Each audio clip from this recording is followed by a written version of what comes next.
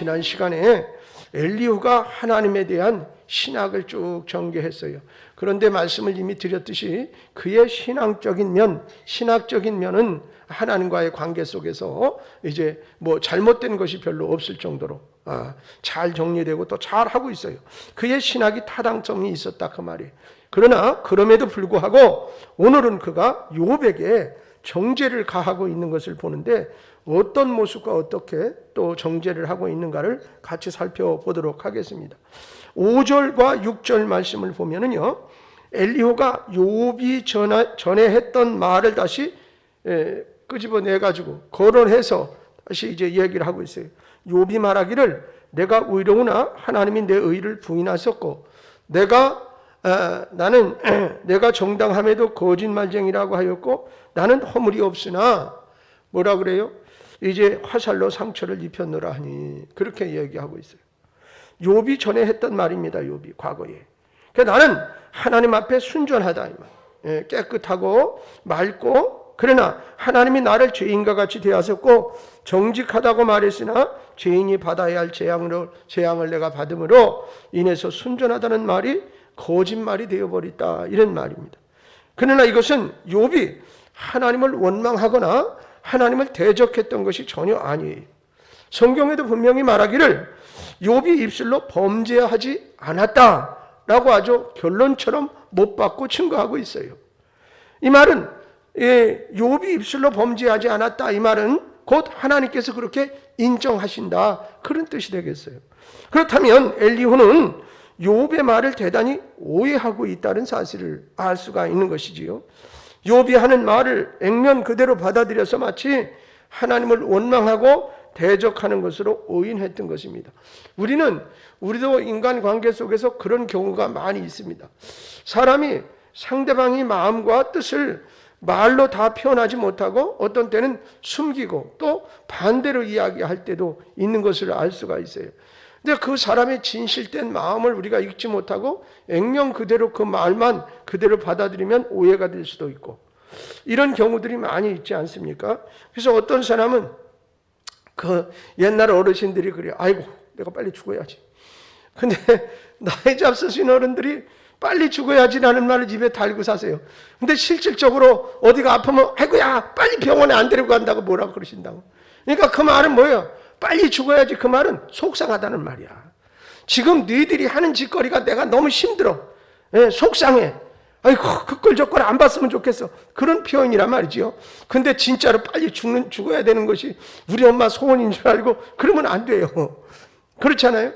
그래서 그 말은 뭐야 그냥 너희들이 지금 하는 꼴이 내 마음에 안 들고 죽으면 이꼴 저꼴 안 볼 텐데 그런 속상함을 표현하기를 아이고 내가 빨리 죽어야지 살아서 뭐하노?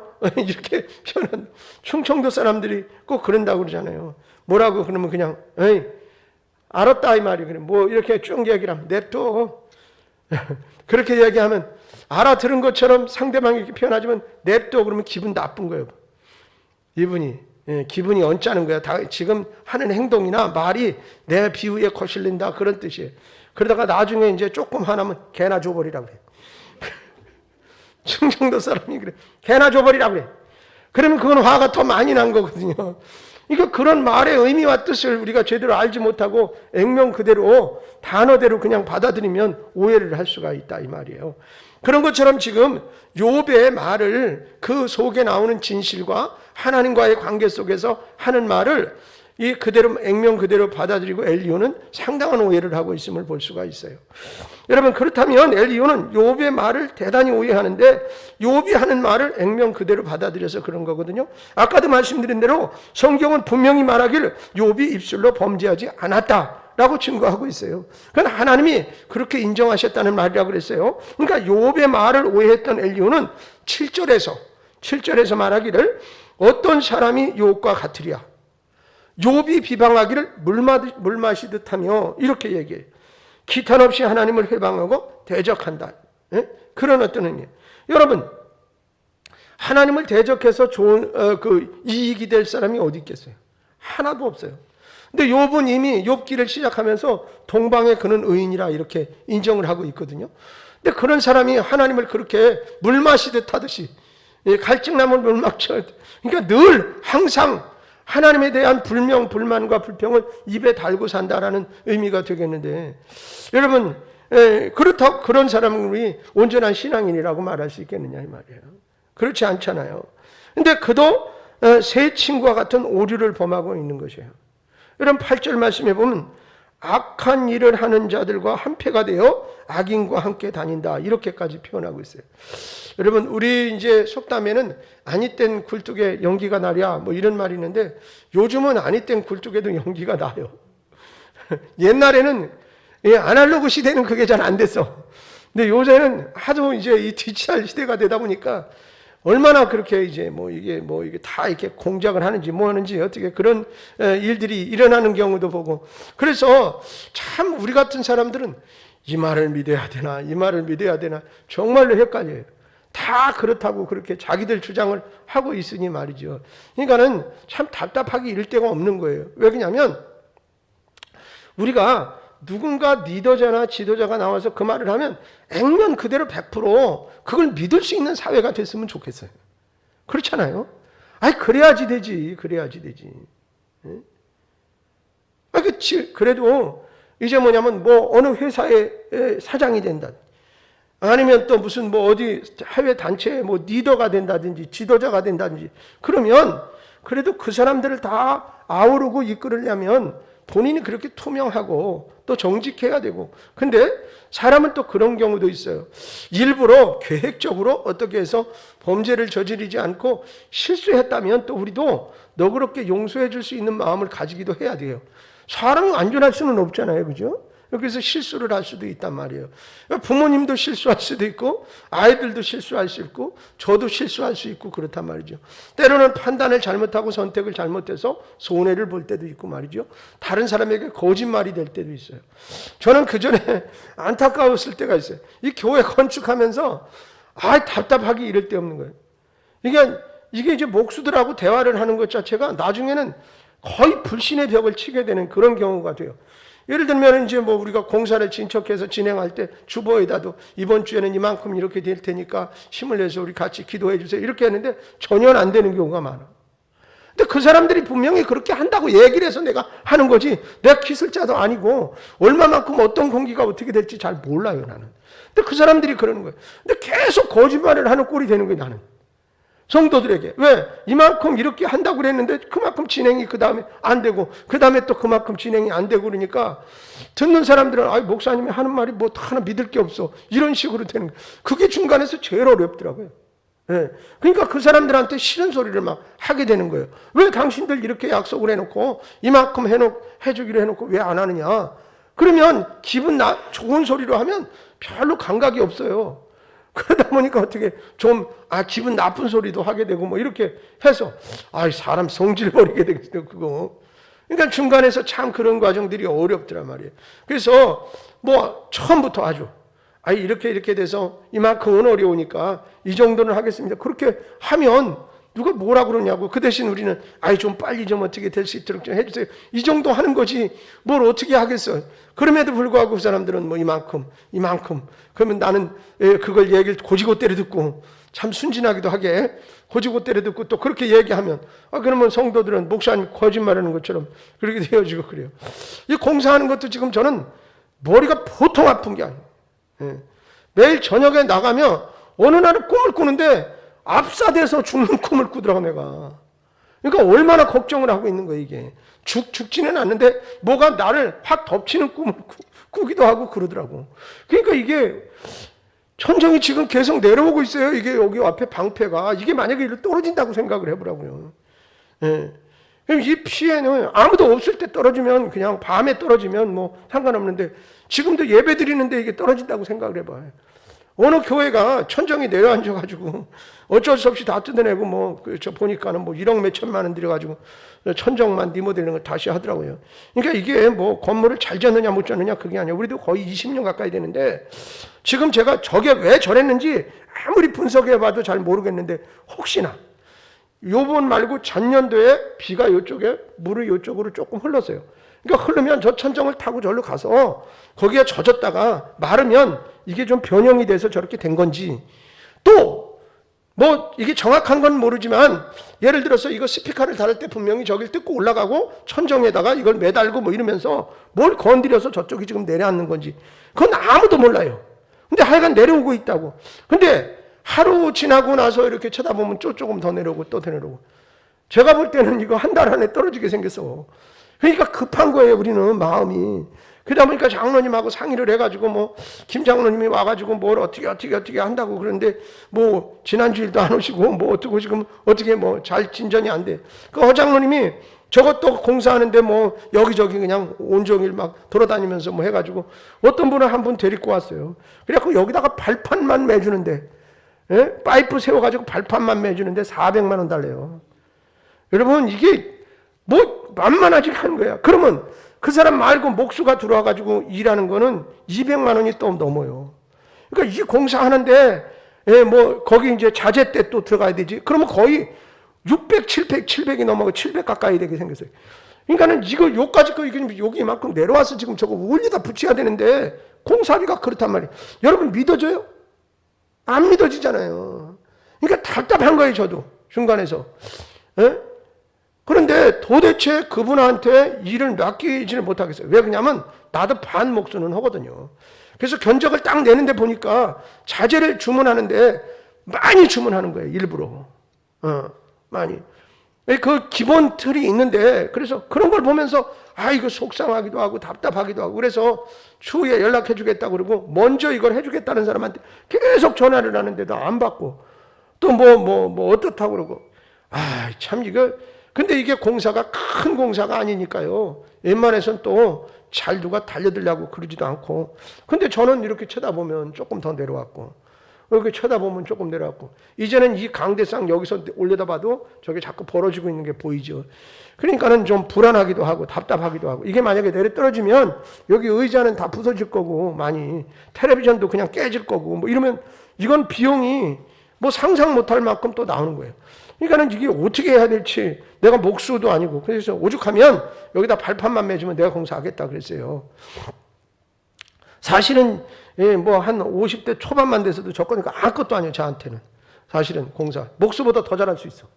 그런데 이게 지금은 몸이 말을 안 들어요. 제가 봐도 반나절만 뭘 좀 움직이고 힘들게 하면 막 여기저기 아프고 자신이 없는 거예요. 또 그리고 또 만약에 저걸 공사를 그렇게 해가지고서 내가 뭘 어떻게 해놨다가 저게 뭐 10년이고 5년이고 아니면 그렇게까지 좀 가면 좋은데 그 안에 또 무슨 일이 일어나면 목사님 뭐 그렇게 해놓고서는 또 저렇다고 그럴까봐 그런 소리도 이제 여러분에게 듣고 싶지 않아요. 사실은 하도 제가 뭐 몸 써가지고 이것저것 해놓고 좋은 소리 별로 못 듣고 그러니까 우리 집 사람은 뭐라 하냐면 옥상도 뭐 방수도 하고 뭣도 하고 그랬는데 우린 지금도 계속 비 오면 막 줄줄 새거든요. 그러니까는 내가 공사하라고 그렇게 해서 시켜놓고 줄줄 새니까 어디다 말도 못하고 그냥 비 새는 집에서 사는 거예요. 이렇게. 그러니까 우리 사람은 당신이 뭐라 해서 해놔놓고 그렇게 했다고 또 말을 하기도 하고. 근데 하여간 답답해요. 그래서 지금 최종적으로 오늘 아까 김영모 집사님하고 통화를 해서 그분이 이제 일 이렇게 해서 뭐 이렇게 소개해주는 일도 하고 그렇게 하거든요. 지난번에 그래서 저쪽 화장실 공사도 마음에는 안 들었지만 뭐 와가지고 공사를 하시는 분이 있어서 좀 누구를 좀 소개를 하라 그랬어요. 그랬더니 금요일 날 와서 자기가 보고 그리고 주일 날까지 이제 뭐 결정을 내기로 했으니까 그 안에 떨어지면 안 돼요. 지금 쳐다보지 마세요. 오늘은 안 떨어지니까. 그러니까 왜 그러냐면 힘이라는 게 이게 밑으로 내리쳐지는 힘이 어느 정도 매달려 있는 힘보다 많아지기 시작하면 그냥 일시에 떨어지는 거예요. 저거는.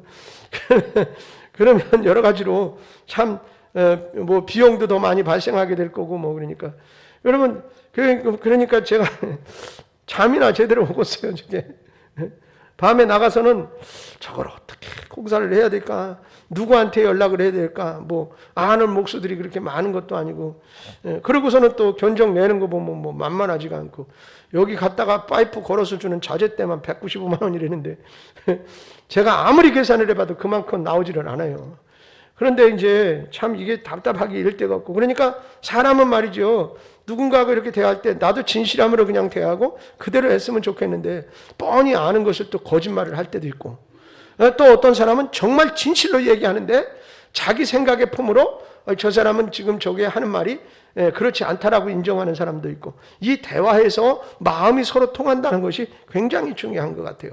그런데 여러분, 하나님 앞에는 우리가 속일 수 없잖아요. 사람은 그저 그 위기를 넘기느라고 속일 수도 있고, 아주 정말 끝까지 속일 수도 있을지도 모르겠어요. 그러나 하나님은 속일 수가 없잖아요. 근데 여기 하나님께서 인정하셨음에도 불구하고 엘리후는 상당한 오해를 가지고 얘기해요. 여러분, 그러면서 악인과 동일하게 똑같은 행동을 하고 있다라고 지금 얘기하고 있는 거예요. 그러니까는 결과는 그거예요. 내가 얼마나 악한 일을 하고 마음에 악한 생각을 품었으면 이렇게 큰 벌을 받느냐라는 것이 머릿속에 선입견이 딱 박혀놓고 나니까 그를 그런 시각으로 계속 보는 거란 그 말이에요. 여러분, 예를 들면 그런 경우 있어요. 우리도 오해를 하고 잘못된 것 때문에 상처를 주기도 해요. 어떤 분이 이렇게 사업에 실패를 했거나 건강이 안 좋아서 무슨 진짜 많이 아프거나 그러면 어떤 사람은 그래. 지금 신앙생활을 어떻게 했으면 이렇게 하는 사람이 있어요. 이렇게 말하는 사람. 신앙생활을 얼마나 그래서 거기다가 또 붙이지 개떡같이 했으면 그래 그러니까 이렇게 얘기하는 사람이 있단 말이죠. 그거 얼마나 안타까워요. 그 일을 당한 사람은 정말 지금 힘들고 어려운데 거기다가 소금까지 확 끼얹으면 어디서 위로를 받겠어요. 그러니까 우리가 그런 것들을 판단함에 있어서도 좀 잘해야 될 그런 필요성이 있잖아요. 힘든 일을 당한 사람을 먼저 위로해 주는 일부터 해야지 되는데 자기가 하나님인 것처럼 딱 판단을 해가지고 말이야.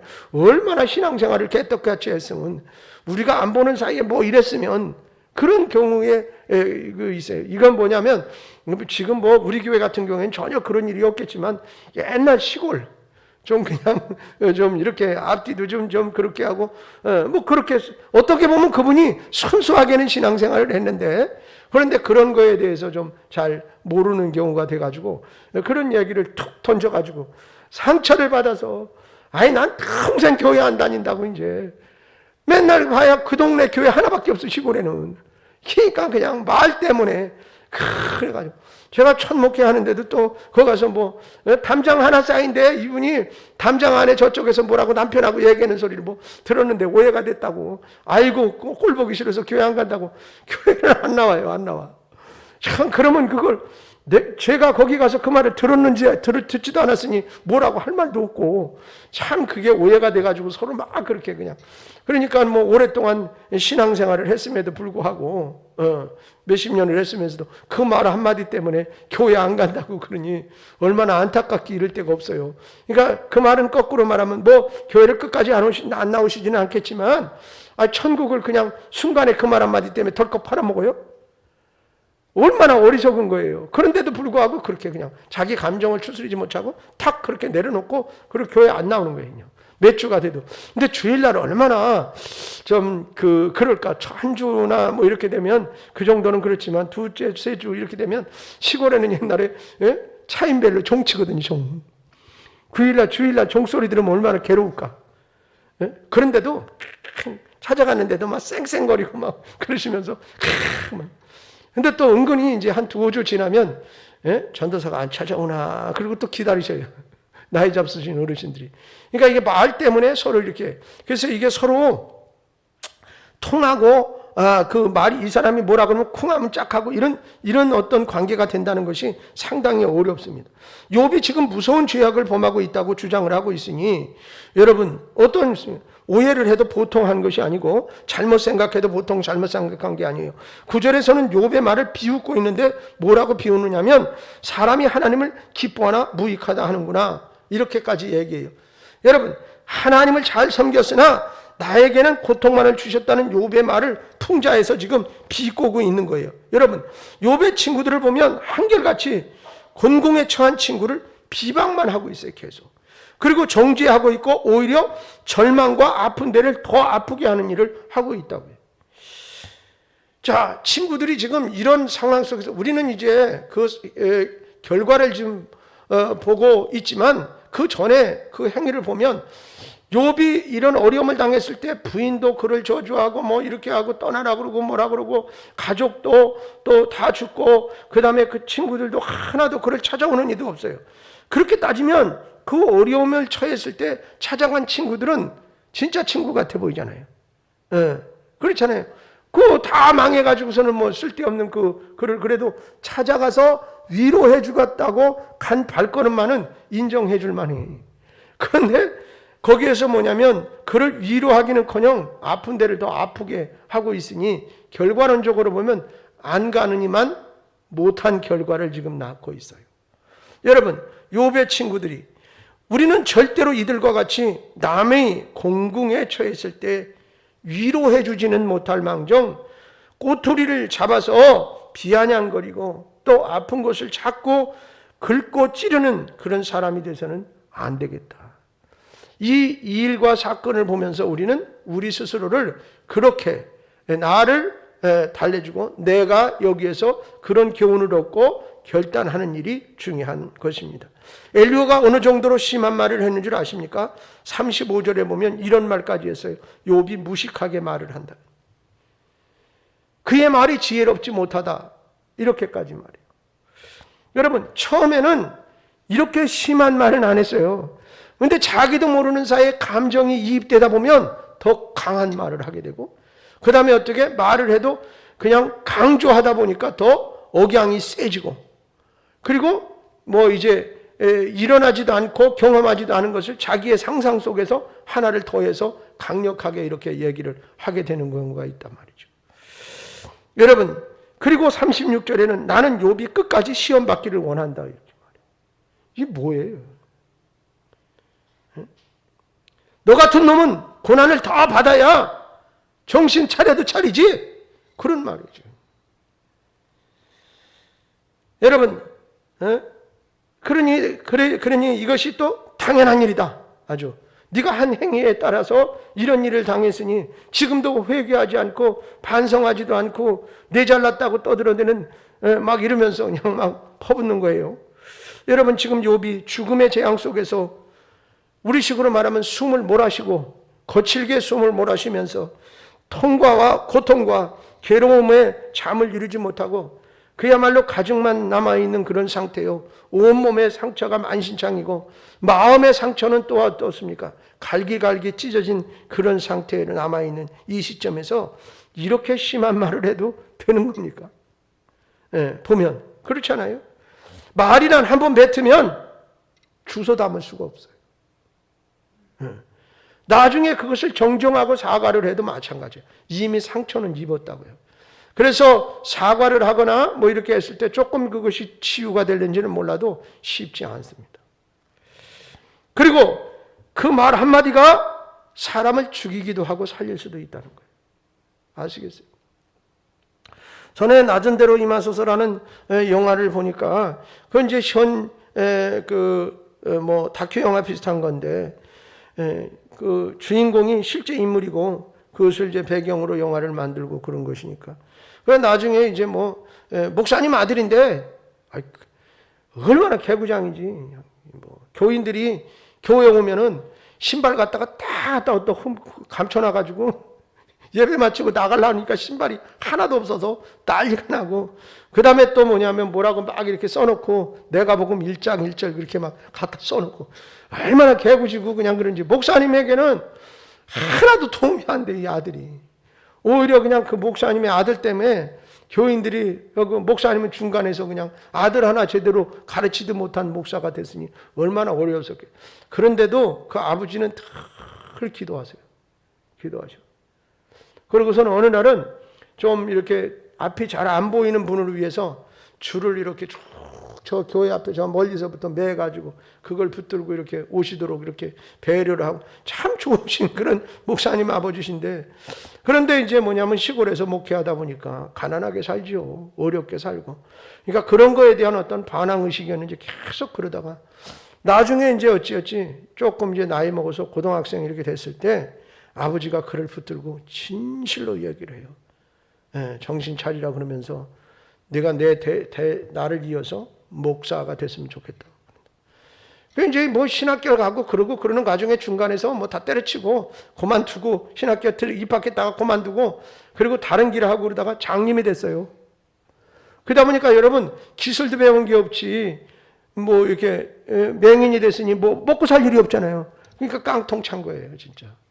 그래서 뭐 역 앞에 이렇게 사람 많이 지나다니는데 그래도 구두 닦는 아이가 거기까지 데려다 줘. 또 형 그러면서 그럼 거기 앉아가지고 깡통 놓고 계속 구걸하는 거죠, 구걸하면서 거기서 이제 돈 달라고 그러고 이제 그러는데 보면 이렇게 다리가 두 개 없는 사람이 이렇게 짚고 다니면서 그 사람도 구걸을 해요. 근데 저 구두 닦기를 막 불러. 그래가지고 가서 깡통 좀 보고 오라고 그래요. 그럼 가서 깡통을 이렇게 장님이니까 안 보이잖아요. 이렇게 들여다보면 돈이 별로 없다 그러면 자기가 구걸한 거 중에서 주면서 갖다 거기다 두어주라고 그러고. 그러니까 어떻게 보면 참 그런 모습들이 이게 서로가 말이죠. 어렵잖아요. 자기도 그냥 구걸해서 입에 풀칠하는데 그 사람 또 굶을까봐 조금 가서 거기 도와줘서 같이 나도 조금 배고프고 저 사람도 같이 배고프고 그 굶어 죽지는 않을 만큼 뭐 이런 과정들을 겪으면서 그렇게 이제 가다가 나중에 본인이 이제 깨닫게 되어지고 이러는 것을 봐요. 그런데 말은 한번 뱉으면 주워 담을 수가 없어요.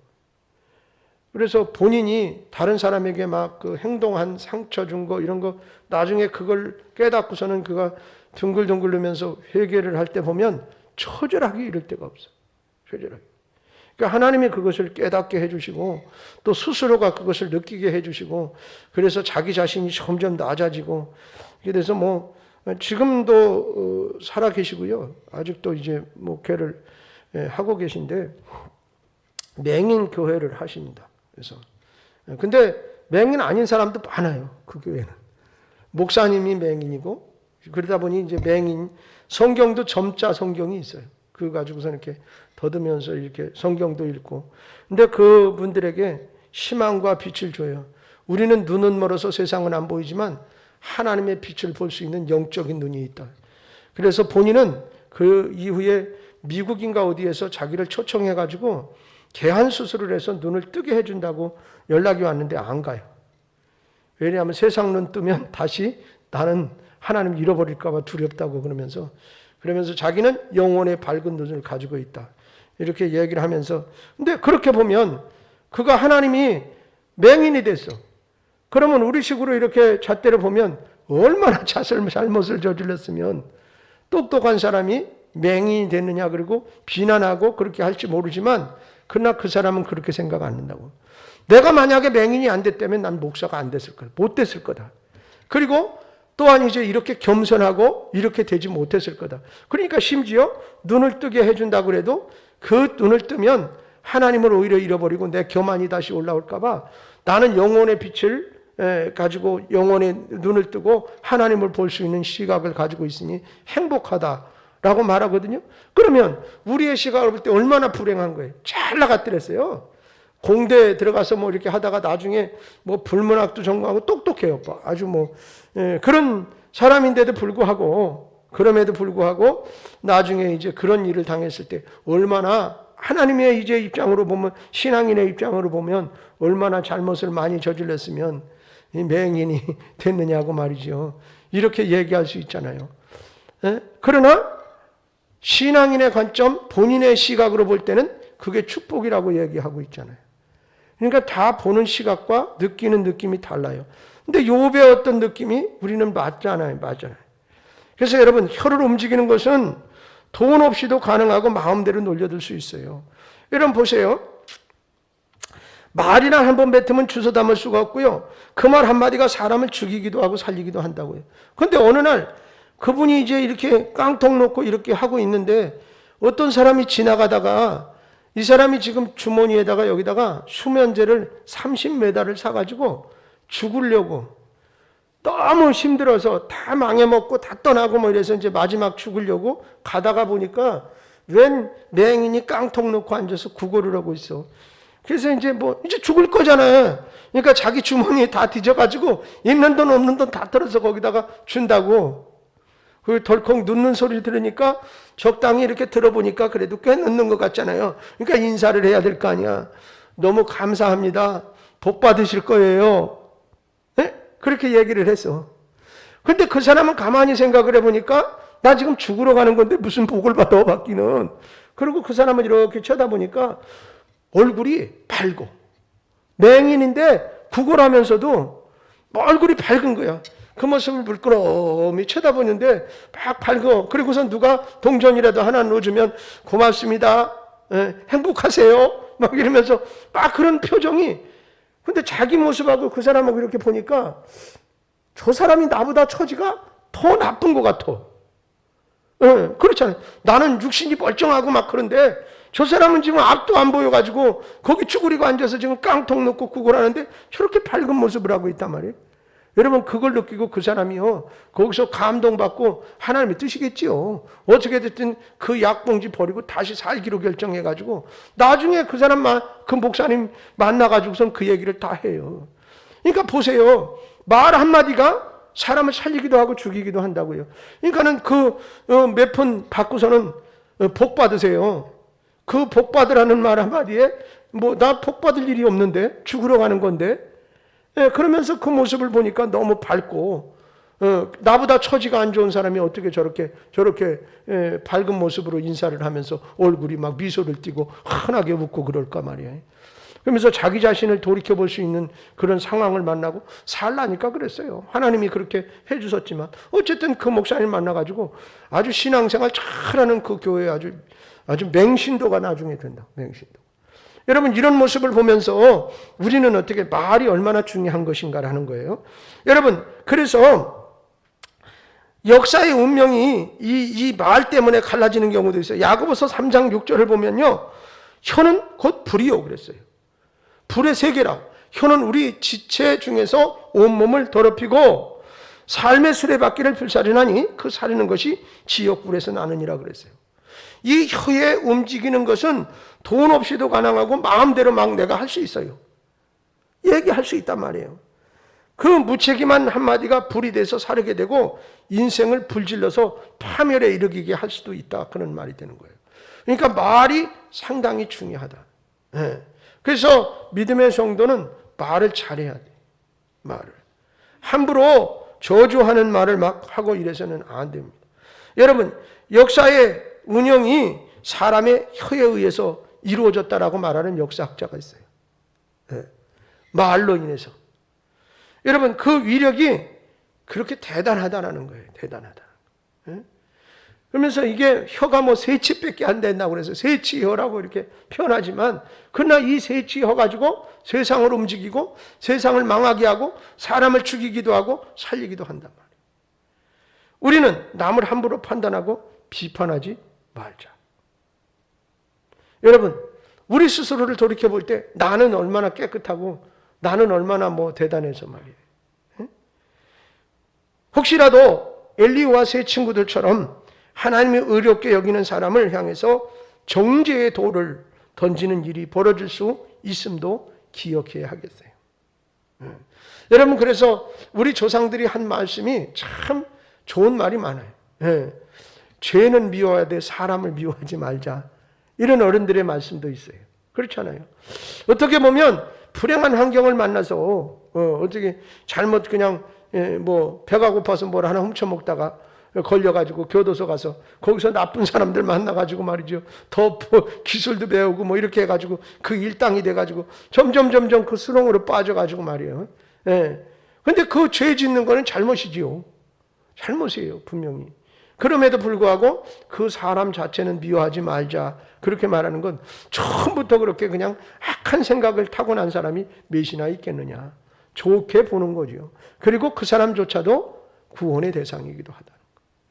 여러분, 그래서 우리의 입에서 나오는 말 한마디가 아름다운 말이 되어지길 바랍니다. 그래서 이웃에게 용기를 주고 할렐루야 힘을 실어주고 또 사랑과 믿음을 주는 말이 우리의 입술에서 많이 흘러나와야 그래서 상대방에게 힘도 주고 용기도 주고 사랑도 심어주고 그런 입술이 되기를 주님의 이름으로 축원합니다. 그런데 말은 생각의 지배를 받아요. 생각의 지배를. 생각하는 대로 말이 나온단 말이에요. 화가 나면 화난 말이 나오고 또 어제 우리의 마음이 평안하고 그러면 좋은 말이 나가고 그런다고요. 그러니 우리의 마음, 생각을 하나님이 지배하시게 하여 사랑으로 하나님이 사랑에 가득 차 있을 때 사랑의 말이 나가고 위로의 말이 나가고 이렇게 되는 거지. 내 안이 분노나 악함으로 가득 차 있으면 악한 말이, 분노의 말이 나가게 돼 있단 말이죠.